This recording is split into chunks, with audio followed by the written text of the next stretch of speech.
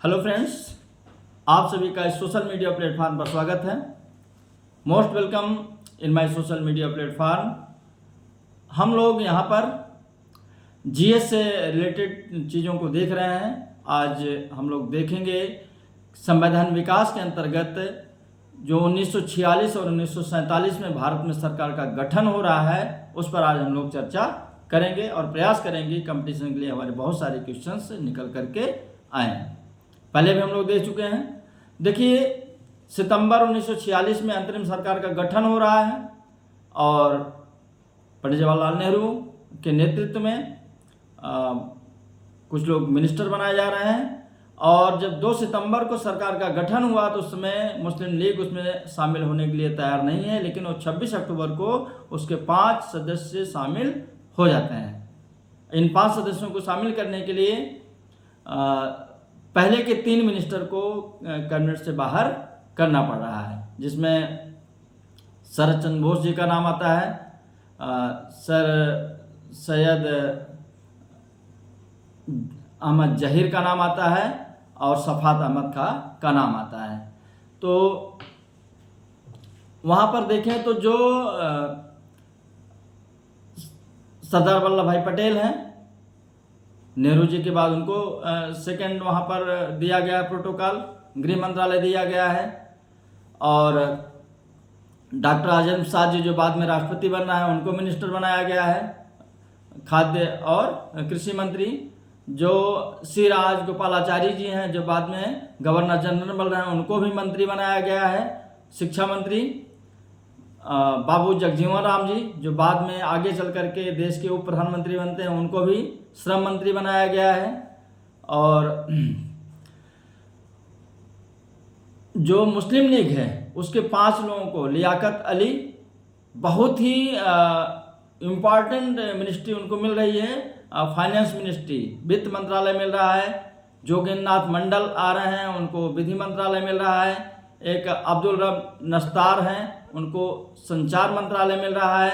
एक गजनफर अली आ रहे हैं, उनको स्वास्थ्य मंत्रालय मिल रहा है। तो इस ढंग से देखा जाए तो लगभग चुंद्रीगर जो आ रहे हैं उनको वाणिज्य मंत्रालय मिल रहा है। तो टॉप का मंत्रालय वो लोग पा रहे हैं, और टॉप का मंत्रालय पाने के बाद क्या कर रहे हैं, काम कुछ होने नहीं दे रहे हैं, केवल अड़ंगा लगा रहे हैं।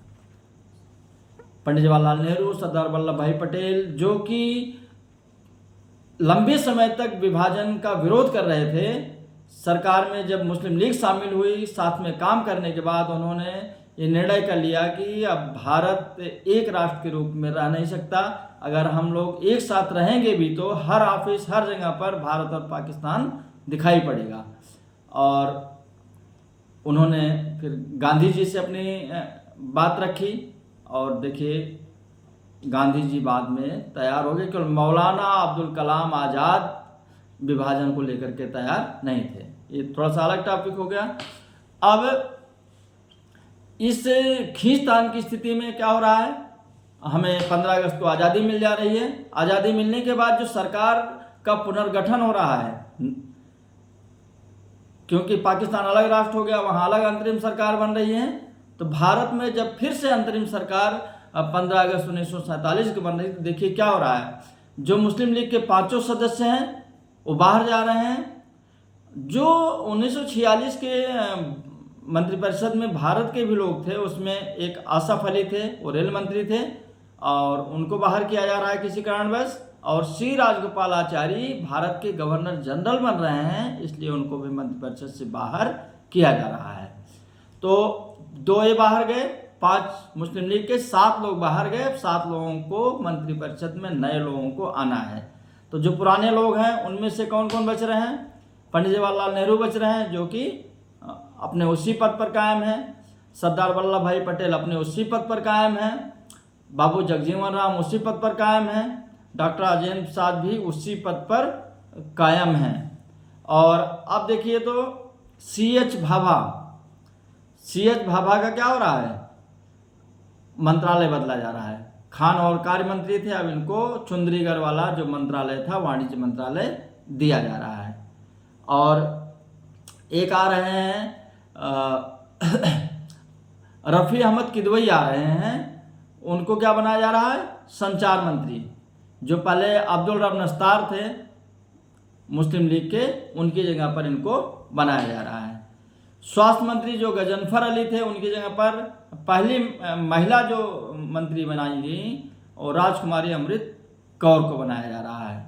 उसके बाद जो वित्त मंत्री लियाकत अली थे, उनके जगह पर RK सन्मुख चेट्टी जो कि साउथ के थे। देखिए आज की वीडियो में साउथ केंद्र सरकार में निर्मला सीतारमण साउथ की हैं, वित्त मंत्री हैं, तो थोड़ा सा हम अगर दिमाग में रखेंगे तो याद रहेगा।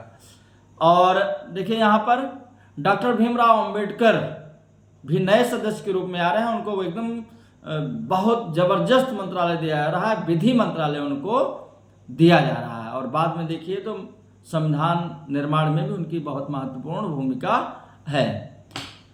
जॉन मथाई जो पहले उद्योग मंत्री थे, अब उनको क्या किया गया, जो आसफ अली मंत्री पद से हटाए गए, उनका मंत्रालय रेल एवं परिवहन मंत्रालय उनको दिया गया।